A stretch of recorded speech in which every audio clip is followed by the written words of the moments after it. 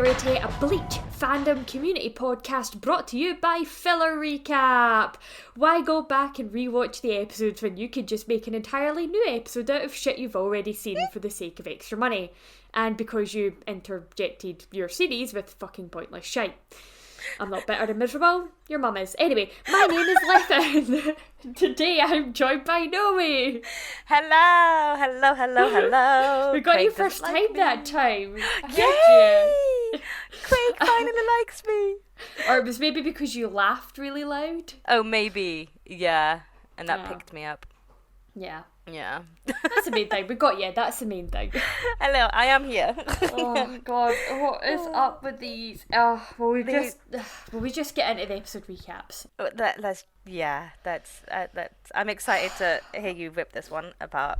It's literally my episode recap for episode 266, which is Ichigo versus Ukiyo Restart. Is this entire episode is a recap? It's a fucking recap. The entire episode. That's it. That's my summary. That's your summary. That's my summary. Yeah, very good. Yeah. And so, after that episode of recap, we head straight into episode 267, Connected Hearts, The Left Fist Prepares to Death, where we start with another recap. You'd think we'd be all recapped out by now. We've had so much recap, we've got hat hair. No? Okay. I'll leave now anyway. Oh, it's bad. It's so bad. With that bad joke out of the way, we move on to this episode summary, where, speaking of bad jokes, we've got Chad and Renji, two perfectly capable fighters, yet when paired together, struggle to do the most basic thing of communicate. Can you blame them? You've got Renji, trigger-happy former member of the 11th, and a man of little words, Chad, who, bless him, is kind of used to being alone. Yeah. Elsewhere, or at least further up, Rukia has just finished dispatching the X-Kisas? Yes, let's go with that. Let's go with that. And is now facing down their leader, Rudborn, who releases his resurrection and becomes a tree. He is Groot. Oh God, no way. Before they can even begin to show how much of a badass Rukia is, an explosion distracts them from where Ichigo and Okio are fighting. They seem pretty much matched in strength, but Okio is smart and manages to get the upper hand, stabbing Ichigo and hitting him with a Sero. The resulting blast is what Rukia hears. Chad also hears it and is distracted, leaving Renji to save him, although not sure hitting someone in the chest with Zabimaro is exactly the definition of saving them, Renji. Anyway, remember that sand guy? The one that Rukia killed and made an entrance over way back when? The one that's died not once but twice in this anime already? Well, he's back. Yeah. The Hollow tries to attack Renji, but Chad protects them. But due to Rukia being occupied elsewhere, they're kind of at a loss of how to defeat it. However, through the power of friendship and, actual communication, Renji and Chad finally learn to work together and fight the sand monster, where using the old bait-and-switch technique, they overcome their opponent and destroy him. Again. With Ichigo and Okio, the fight heats up with Okio sonidoing behind Ichigo from behind. Sonidoing behind Ichigo from behind. That works. Sonidoing behind Ichigo to deal a devastating blow, only to have it blocked by Orihime. I will admit, that was a really fucking cool moment, but we'll come to that. Anyway, that brings us into episode 268, Hatred and Jealousy, Orihime's Dilemma. This episode begins with some serious empathy for poor Menali, because friends can be abusive too, not just significant others, so take notes everybody, you deserve friends who treat you right. Lolly, the little fucking cunt that she is, isn't satisfied with just berating her friend, she also has to berate and ridicule Orihime, talking about killing her when all she does is remove two of her sleeves. Real threatening. Ichigo tries desperately to get to Orihime to protect her, but each time is stopped by Ukiyo, who reminds him he must defeat him first before he fights anyone else. Meanwhile, in the desert, Renji and Chad are... Honestly, I'm pretty sure this shit is filler, so they're just filling up the episode for no reason, with useless fighting that isn't advancing the plot. It's what they're doing. It's fine. Yami appears to join the party, and Orihime demonstrates empathy to the point of stupidity as she heals Lolly. Yami turns his sights on Orihime, Lolly jumps in front, releasing her resurrection, but it's just no match for the giant and she's tossed into the desert, presumably dead. Thankfully, that nice hole in the wall creates an entrance for Uryu, who's honestly the MVP of this episode, swinging in to protect Orihime like a motherfucking champion. Yeah. There were like two major badass moments, and I feel like Uryu and Orihime have them. They really do. They really do. Honestly, these episodes flip backwards and forwards between all the fights that are going on. It gave me so much whiplash. No wonder. I bet you that was hard to do the manga and anime differences for. It wasn't too bad actually. And I can explain why. Okay, go for it. Yeah, it was all filler.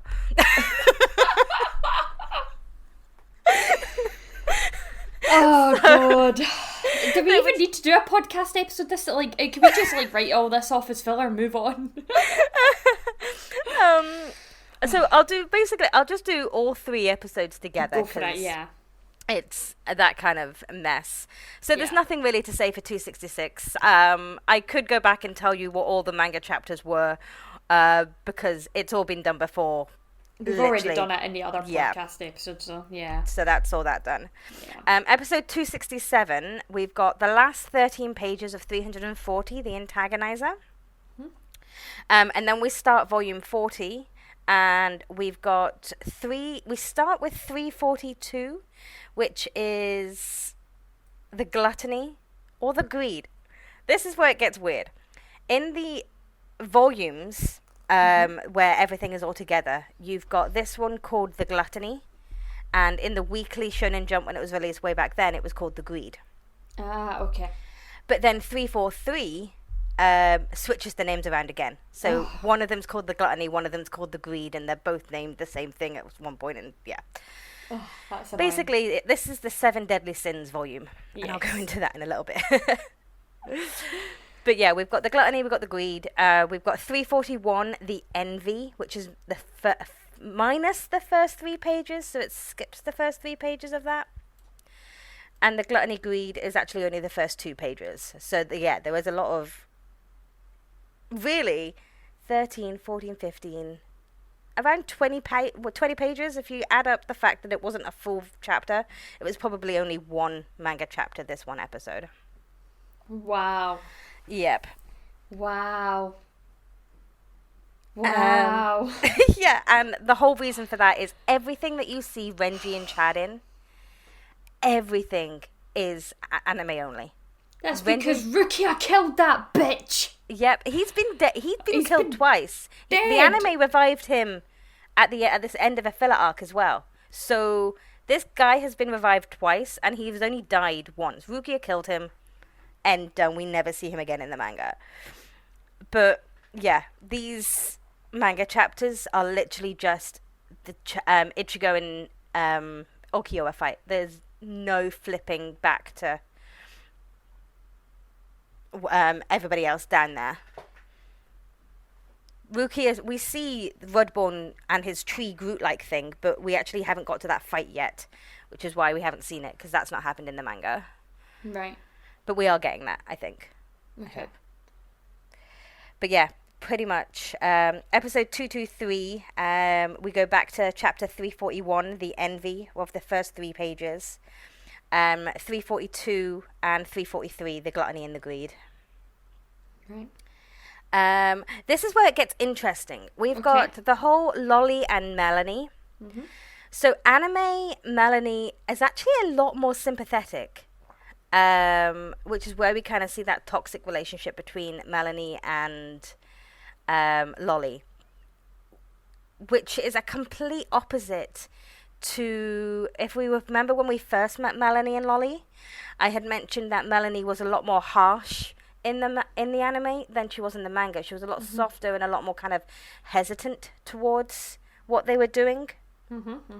Whereas they've switched it now, and Melanie is a lot more harsher in the manga, whereas the anime Melanie is a lot more reserved and hesitant here. So they've kind of interesting. Switch it. That creative choice was all about. Yeah. That cool fight scene with Ichigo and Okiowa with the slow motion and Okiowa just kind of like sweeping over Ichigo. Yeah, it was a really cool fight scene, but it was full filler. Kind of just fight padding. The Yami slaps Melanie unprovoked. So that whole chat that happened is anime. The whole bit with Orihime healing Lolly and Lolly's speech, and Orihime trying to protect Lolly and giving Lolly a motivation to protect Orihime. That's all filler, because in the manga, God. Yami doesn't attack Orihime in the first place. So that line where Yami's like, hey, Okio, can I kill her? After he's already tried to attack her, makes more sense in the manga because he doesn't try and attack her in the first place. Okay, I'm scrubbing out my Orihime healing again, fucking idiot comment on my notes. Because that's obviously... Yep. Yeah. Yeah. And then the whole, basically, Orihime trying to interfere. Orihime is just kind of recovering from the beating she had at the hands of Lolly and Melanie. And then Yami comes in and basically saves Orihime, weirdly enough. What it looks like. But yeah. Yeah.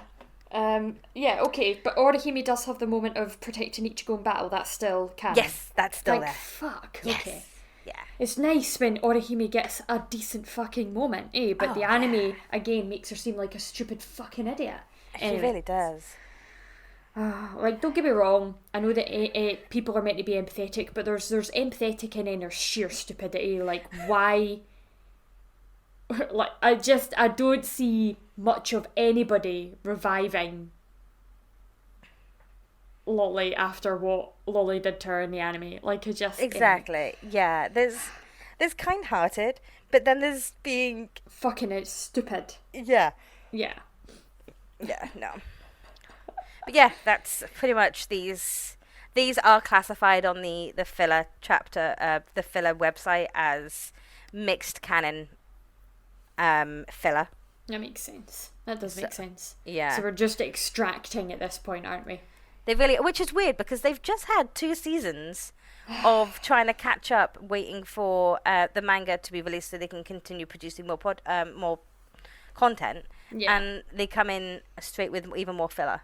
Well, here's a question for you, right? Mm-hmm. Let's take this back and let's pretend that we're watching this as this is sort of coming out. So I'm assuming like a season is released a year, right? Let's say that like a season of Bleach comes out each year. Would you rather have filler seasons for 2 or 3 years, or would you rather just wait 2 or 3 years and then get the actual content? Oh, I think I'd rather have filler. Like, if I'm thinking now, when we're waiting for the Bleach to return, I'm grasping at anything Bleach related right now. So I think even just a mini filler arc would have helped satiate my need for more Bleach. But you've got to remember, though, we've been waiting for Bleach to return anime-wise for 10 years now, so True. It's slightly different. True. You know, especially because that last arc was finished a few years back, so... Yeah. But I'm the opposite to you. Like, especially if the filler is just going to be fight filler that makes characters seem stupid. You know, I mean, like to me, Renji and Chad through these 2 episodes just are treated like idiots. They're treated like idiots. And then you're bringing back a character that Rukia killed. You know what I mean? It just makes her look like she's incompetent. And it makes Renji look like he's incompetent. I've got a whole thing about that. But, like, I'd much rather not have filler. Like, I'd much rather wait for something and have it be fucking shit hot. Like the past arc, the Turn Back the Pendulum arc. I'd rather, like, I would happily wait 2 years and then get, like, not obviously, I know that was only like 6 or 7 episodes, but I'd rather get like a whole season of something like that was well thought out, planned, is canon, and is done really well and adds to the story, than waiting a year and getting shite that just makes the characters look like incompetent asses. Yeah, personally. Yeah, because these episodes are undoing a lot of characterizations that we've already seen. It's kind of dehumanizing a lot of them as well, and giving it we didn't have much comedy relief. They were pretty serious, but some of the fillers that we've had, it just really kind of takes the seriousness out of these 2 characters. Yeah. I actually looked to see the time frame of these fillers. So the last canon arc we had ended June 30th, 2009 in Japan. It was October 16th, 2011 in America. Mm-hmm. The filler started literally the very next week, July 7th. And it was pretty, one episode a week, all the way up until April 13th, 2010.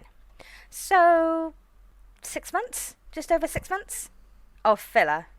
And then we went into actual canon stuff again. You could have just waited 6 months.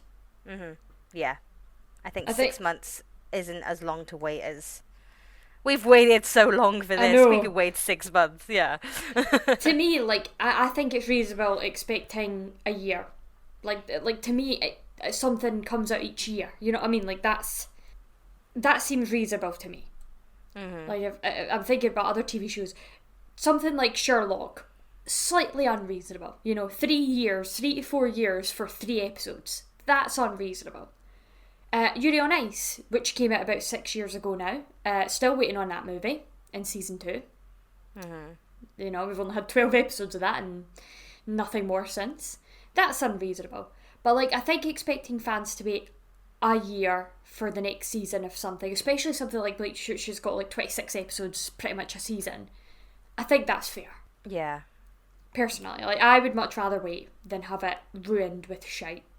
Yeah, definitely. Just wait 6 months. Or, better yet, maybe have not started the whole thing so early and waited a little bit more until Kubo had finished at least all of it, or at least knew where it was going before they started animating it. Yeah. And I don't know what the culture is of animating a manga, but I think it happens a lot. Like, they find a manga that they want to animate, and the mangaka hasn't finished it yet, which adds more pressure onto them as well. It does, you're right. I mean, look at Attack on Titan, though. Was it not like 4 or 5 years or something when its first season came out before it got its second season?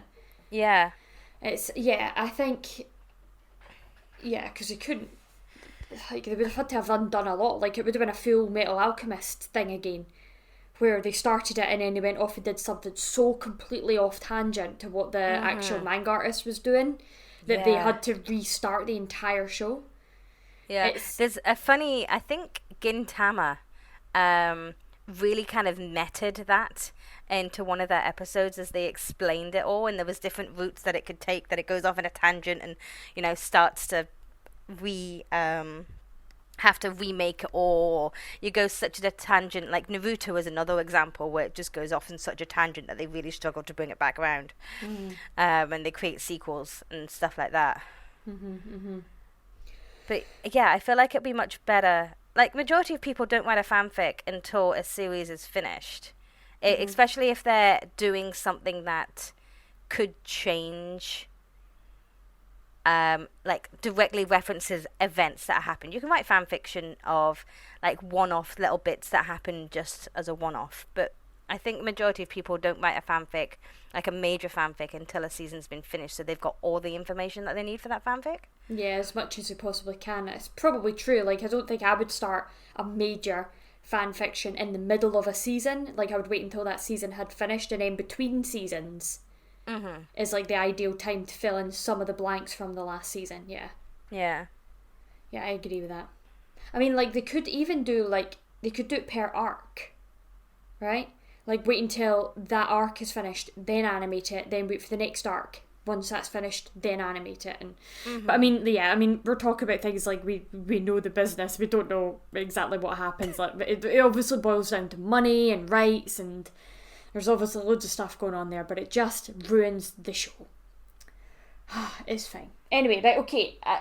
Look, episode 266, I've hardly got any notes for because it was obviously an entire recap. One of the things I did have, though, was about the outro. We've got, like, a new intro-outro. Yes. I love it. Change, the opening, what a banger. I love Change. And the ending, I just love their outfits. They're great. I love That's what I've put there. I've put the entire outro as, like, an AU fanfic. It really is. I love it. For anybody listening that doesn't know fanfiction jargon, AU is alternate universe, meaning, like, if you pop the characters into a completely different universe. That's what it's like. Yeah, like your coffee shops or your school or your Yeah. 90s, 20s prohibition era. Like, Yoichi's hair is life. I love it. I've got like, what the fuck is Renji wearing though in my notes? What did she have on? You even got Hanataro in a little maid outfit. Anata was so cute. Oh, but speaking of endings and endings and openings, if you guys haven't gone back and just listened to the ones that we missed during the filler episodes, they were actually pretty good. Some of the good ones are actually filler episodes, which is a shame because they're missing out. But there was 3 endings we missed and 1 opening, because there's usually 2 endings to an opening per season. So yeah, go back and listen to the 3 endings and the 1 openings that were on during the filler arcs, because they were. I mean, I do recommend that because the songs are bangers either way. Yeah, really are. The only discussion points I have is Aizen telling Orihime welcome back is just so meta, and it made me laugh. Because Aizen's like, welcome back. And I'm like, oh, thanks, yeah. Because, we've just had a break of 6 months. Yeah, it is very good. I've got on my notes here, I was like, is that the sand monster that Rukia destroyed back again? And I was like, I think this is filler, it better fucking be. So sort of like, I write my notes as I go as I'm watching the episode, so I'm glad that was. And I've just put poor Renji, Chad and Rukia. I've put Renji seems totally incompetent, because Chad's doing all the planning and Renji is at least 80 years his fucking senior and has been to an academy for all of this shit and he's still having Chad tell him what to do. Did you have, because you watch them on DVD, don't you? I used to, but now I've caught up with where my DVD collection is, so I'm now watching them online. Okay. So did your medium have a random kind of coming up in this episode of Bleach at the start? It like showed you clips of what you were going to see. What you were going to see, yeah, but it didn't explain. Like, I had no voiceover saying what was coming up, so I got really fucking confused because I was like, wait a minute, have I missed an episode? Yeah, it's really disorientating because Yeah, and it basically, if you watch closely enough, it literally spoils what's going to happen in that episode. Yes, because like this is me and Swift when we were watching together, when we were watching all of Bleach together, like we got really confused because it's gone from a format of recapping to a format of like, I'm going to show you what's coming in the episode, and so we thought that bit at the beginning was the recap of the previous episode. We thought we'd clicked on the wrong episode. Yeah, no, I thought the same. But I must say, it's better than being reminded that Ichigo is a 15-year-old schoolboy who got powers. Because we had that for a while as well. And Orihime is his best friend, despite the two of them never having had a conversation. Yeah. So I kind of like this one, but they could have just gone straight into the music, done the recap, and just allowed us to see what this episode's about for ourselves. Did you also have like a random screenshot of like Ukiura's face for like a good 3 seconds with some music playing? Oh, I can't remember. Like, this is like a thing now that the episodes have started doing, where like the episode begins and it just gives you like a character's face for like a few seconds with like some music playing, and then it actually gets into it. It's I remember weird. seeing Yami's butt. I don't think I remember. I might have been writing a note at that point though. I don't know. This is like Yami's backside as he stood up. The next time it happens, if I see it again, I'll give you the timestamps and you can see if it matches what you're saying. I have no notes for these episodes. Like, I'm not going to lie to you in the audience. Like, I have niggly little bits, and that is it. Yeah, it's literally a case of, because the big thing was just so much filler, I was just like, well, we don't talk about filler, so there's no point. And then the rest of the chapter that is canon is literally just Ichigo and Okiura fighting. Yeah. Which is great, by the way. There were some brilliant moments in that. I want to ask, actually, about that Ichigo, like, sort of tries to fire his, gets like a 10 shot and then tries to slip past Ukiura, and Ukiura fires a green Zero at him from the side, even though it looks like he wasn't prepared for that move. Yeah. Was that in the manga? Because that was shit hot. No, that's that really cool fight scene that was filler. Oh, right, which is a shame because it was so good. See, that filler, I don't mind stuff like that. That's kind of cool. That was kind of cool. You know, like, stuff that adds to Ichigo and Ukiura's character for me. Yeah, and it's not like they're doing it and then releasing a Zanpakuto too early, or making a character look bad at fighting than he is, to then come back and make this character really good at fighting, because that's what the manga says. I'm directly referencing Yumichiku and Hisagi here, because those fights, that's not how to fill a fight. This is how to fill a fight. Yeah, I agree with that. I agree. And maybe it's because we've got, like, maybe it's because Ukiura's a little bit more of an established character than some of the other characters that we've had. Like, so some of the other bad guys, I should say, like the Arankar, the filler characters that were put in just to be kill fodder. Like, Ukiura's quite fleshed out, so maybe that gave them more to work with between these two. Because obviously Ichigo's just desperate to get to Orihime. Which is fair enough. Like, you can actually feel his desperation in this scene. Like, it must be so hard to feel that kind of powerless. Yeah, and I wonder if that's helping him, like he's not fighting at full strength because he is so distracted about Orihime. Yes, that was how I took it. And so, he's got this thing, it's weighing on his mind. You're never going to be able to fight at full strength if if there's that kind of distraction. You've got, even if it's, if Nell was there, he'd probably be distracted and making sure, because that's the type of guy Ichigo is. Yeah. He wants to protect everybody else. So if there's at least one distraction, he'd never be able to fight at full strength. So the best thing these people can do for him at that point is to leave. But also wants to protect them as well. Like, like if he goes full power, he could hurt them. Exactly. They could end up being his collateral damage. Yeah. So he's trying to get that. I mean, like, if you think back to the fight, or the start of the fight that we had, where, like, Kuraku and Ukitake were basically like, can you remove that child from the battle scene, please, like, to Stark. And Lynette, and they were like, can you remove the child, please, because we can't fight. It's kind of like that. It's like that, I don't want to fight at my full strength if I'm potentially going, like, I could never forgive myself if I was the one to hurt this person, despite trying to protect them. Yeah. So... yeah, but I have got there, like this is one of my favourite Orihime moments. Is she fucking done something. She did a thing, and I'm so happy and I'm so proud of her for it. And I'm like, can we get more badass moments like that from her, please? Like, it was the look on her face as well. It was just perfect. That look of defiance, yes. and then it she loses it all because the anime does her dirty yet again with the next episode with her and her bleeding heart. I know. Yeah. I know, but let's just pretend none of that happened and Orihime's a badass, okay? Yeah. And just like, because to me, see, even when she stood up to Ukiura and she was like, I'm not scared, I was like, on your cell, hen. On your cell. Yeah. Yeah, so this little moment, it's a look on her face. I was like, well done, Orihime. That's how you do it, because I was like, I actually had a moment where I was like, oh no, Ichigo, and then the shield, and I was like, thank fuck. Yeah. So, I mean, like, if you imagine, like, someday, like, Ichigo teaming up with somebody like Orihime in battle, he would be unstoppable, because he's getting healing and blocking from an extra source, It's so good.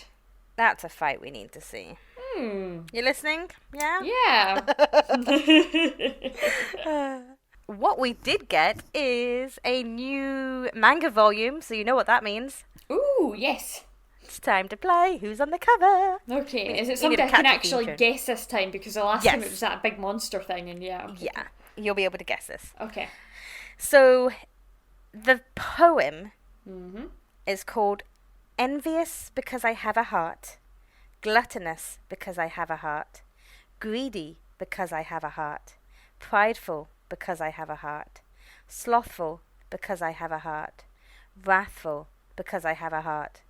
Because I have a heart, I lust for all that you are.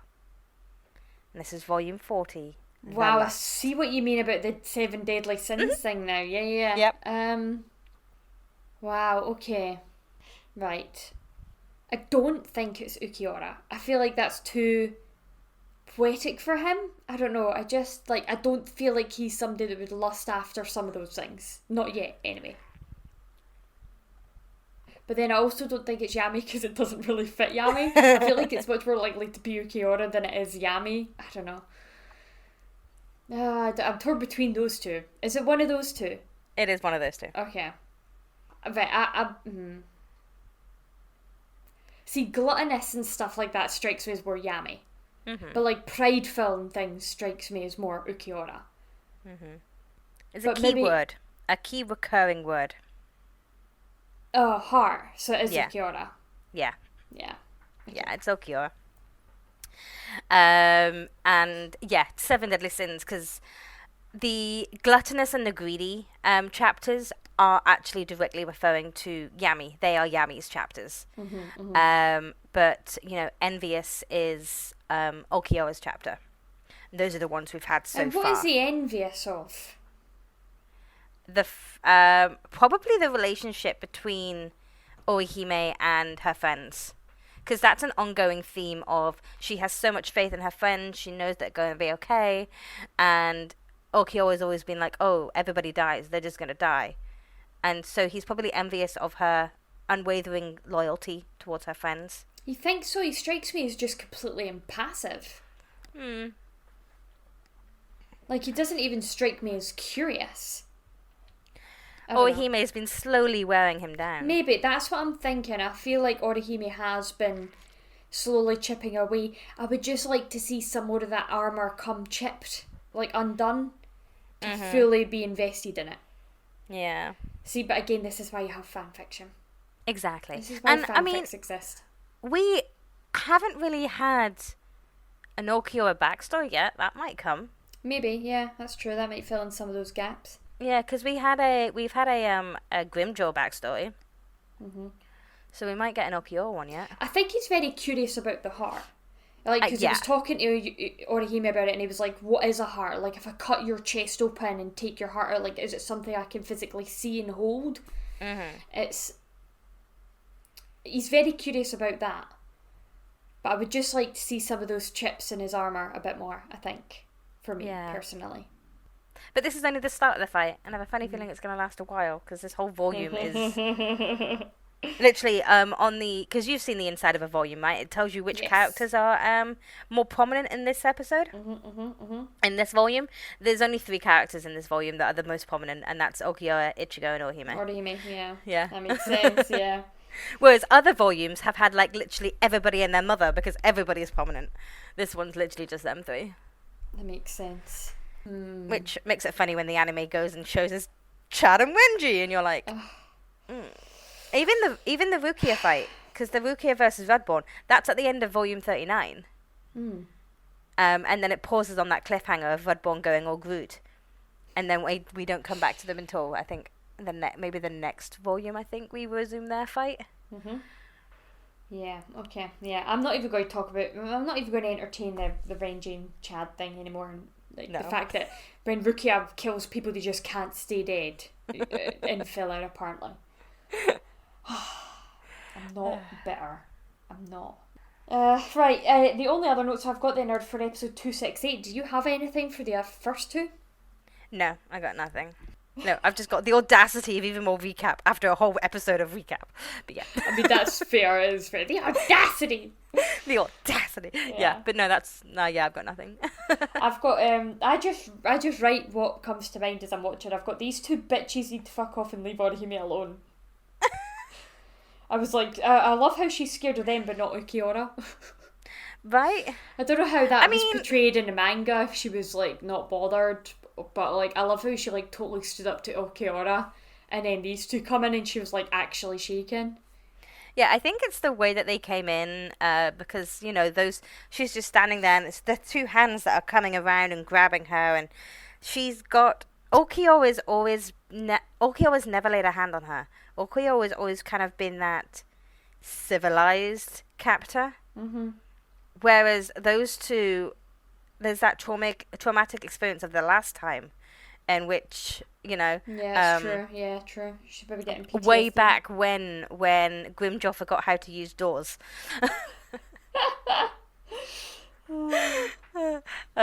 So yeah, there's probably more of a traumatic memory tied to those 2 than there is to Okiura, because Okiura is always, Okiura is given a tea, and they've had heart-to-hearts. Yeah. I like that joke. It was a good joke, Nomi.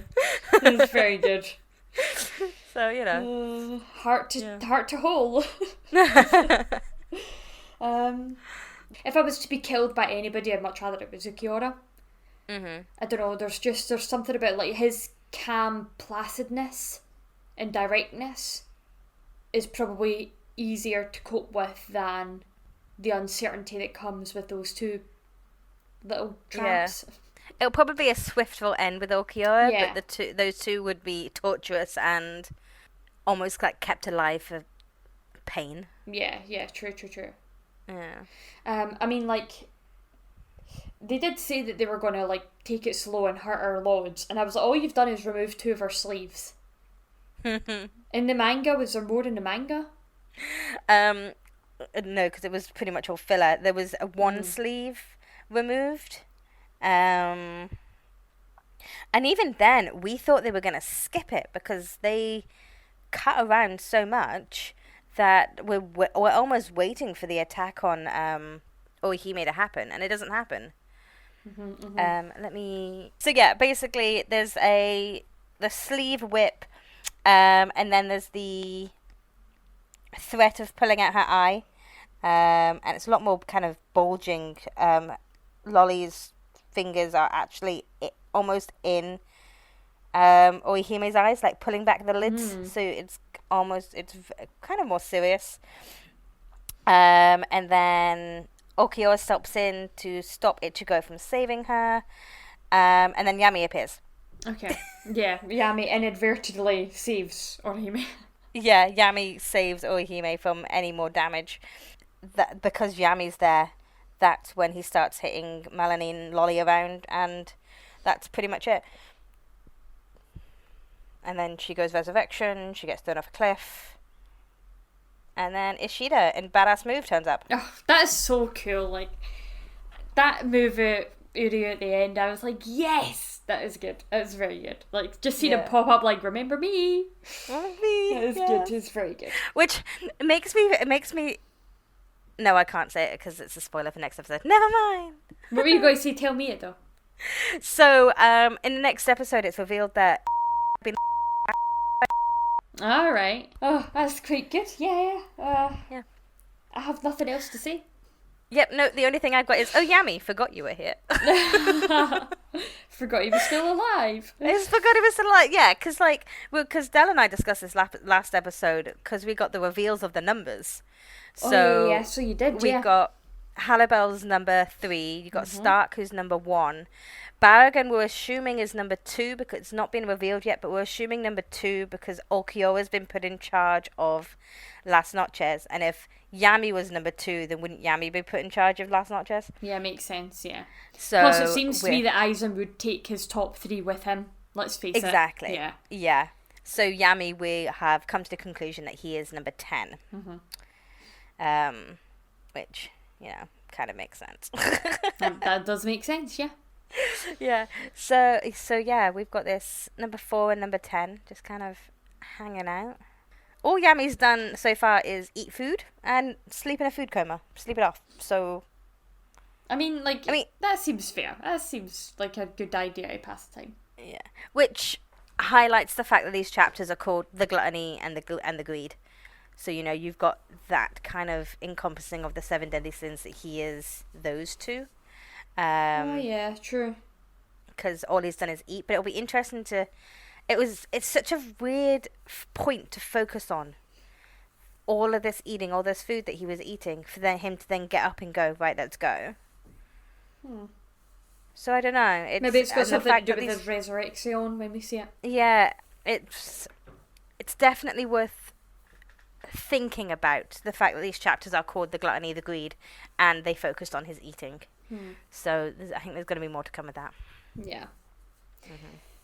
All right, well, I'm not going to beat a dead horse if we've nothing else to talk about. Nope. Not at all, no. We have nothing for delving into the Dangai, so we're going to go straight on to our Shinigami Cup Peroxide edition. So who worked best this week then, Nomi? Everybody in the ending credits. Oh my god, you stole mine! Yes! specifically Hinataro in the maid outfit. You've got Yoichi with her fabulous hair when she's singing with Orihime and Vangiku. You've got Kuraku and Ukitaki on a date with Kione and Sentaro walking home with drunken Ukitaki, and Nanao and Lisa on Kuraku's arms. I just love as well the inclusion of the Avancars and the Espadas. Yes. Like Stark and Lilynette with her little milk carton as they're playing cards. And she's like accusing him of cheating or something, and he's just like not having it. He's just like, I've had enough of this.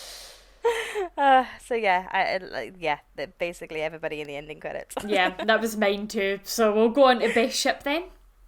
The sand monster and the TV camera. You just can't stay there. That's very good. That's very good. I've gone for a very toxic relationship actually for mine. I know I might get a bit of but I was debating this one. I was like, do I put it in? Am I going to get backlash for this one, or is it okay? The most toxic relationship to ever exist is Bleach and Filler. I'm sorry, not sorry. Anyway, what about your fandom shout out? So my fandom shout out is a cosplay. Okay. And this cosplay is... I've got 2 pictures to show you in 3 different accounts. Okay. This is the first one I found. This is Wow. 10OUO on Twitter, and it is Mila Rose. And we don't see Mila Rose much as a cosplay. But they've done a really fabulous cosplay of one of Halibel's Factione of Mila Rose. Wow. But then I continued scrolling, and they met up with some people, and now we have all 3 of them. So now Mila Rose is joined by Apache and Sun. Oh my god, they all look great. And Apache is, let me get the name, Kaname_VibL on Twitter. And Sun is _Sumi_Key on, I think, or is it Lone Wolf? There's I think it's actually at LoneWolf_98. I can't get over how good they look. Yeah. Her assets are very impressive. They really are. They're very impressive. Yes. Like, I also need to know, like, from a logistics perspective, how that stays where it's got to have some sort of stickiness to it, right? Because otherwise that would just fall down. Yes, absolutely. That is so fucking impressive. So yeah, we'll link everybody who's been tagged in the main picture down below, because I think one of them's the photographer. It's hard to translate. Google Twitter Translate's not that good, to be fair. But yes, we'll definitely check out all of these amazing creators and photographers. I highly recommend. We'll have them in the show notes. Please go and look. Please go and click on the 2 links, because wow. Wow. Mine is actually a cosplay this week as well, actually. Just because he came in clutch at the end of the episode, and it's something I've never shouted out really, is I've got an Ishida Uryu cosplayer by the name of Amethyst Prince on DeviantArt, a name I can actually pronounce and it doesn't scare me. And it is Uryu. Oh gosh, wait a minute, why is that not working? Hold on. Please stay on the line. It is Uryu, and he's like doing the usual pushing up of his glasses. And cool. He's like beside this like glass building outside, and like it's really just it's really cool. Like, I love the colour difference between what he's wearing, and the background's really smart. So but yeah, he's doing that whole Ishida thing of pushing the glasses up his nose, and it's very good. Yeah. He's even got the chain on his wrist, the Quincy chain, and it kind of looks like, is that Sailor Moon in the background? Anyway, like the reflection in the window looks like Sailor Moon. Maybe it is outside of like an anime place or a convention hall or something, what he's standing behind looks a little bit like the hospital that he was at when his dad was training him. Yeah. They've done really well to pick that particular type of background. Mm-hmm. Yeah, really good. That's so cool. Oh god, Yeah. cosplayers just like, ugh, my heart. They really They do steal it. They do steal it. Right, cool. And that is me for that. Have you got anything more or less? I have nothing. Let me just double check. Nope, I have nothing. Cool, that's good because I am currently in the middle of preparing the outro because I forgot to change over the episodes. Again. Right. I mean, sorry for the short episode this week, you wonderful souls, but that is the end of another episode. If you like what you heard and you want to get involved, you can find us by searching for The Serite on Instagram and T Serite on Twitter. Now, Ichigo and Rukia might reap souls, but we are hoping to reap some 5-star reviews, and that is where you come in. Make like our favourite orange haired protector and Ichigo to iTunes to rate us, review us, and make us feel like number 1. And Spotify too, because I'll tag that one at the end because I always forget it. To those of you listening on YouTube, don't forget to be like Chad and give us that good thumbs up because we really appreciate it.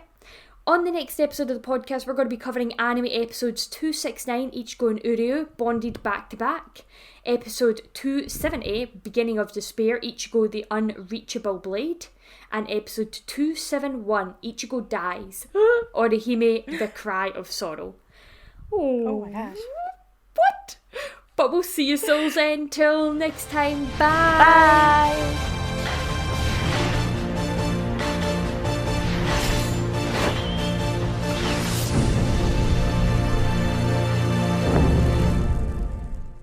It's so bad that you started humming there and I heard the Mario theme tune. Do do do do do do do do do do do do do do do do.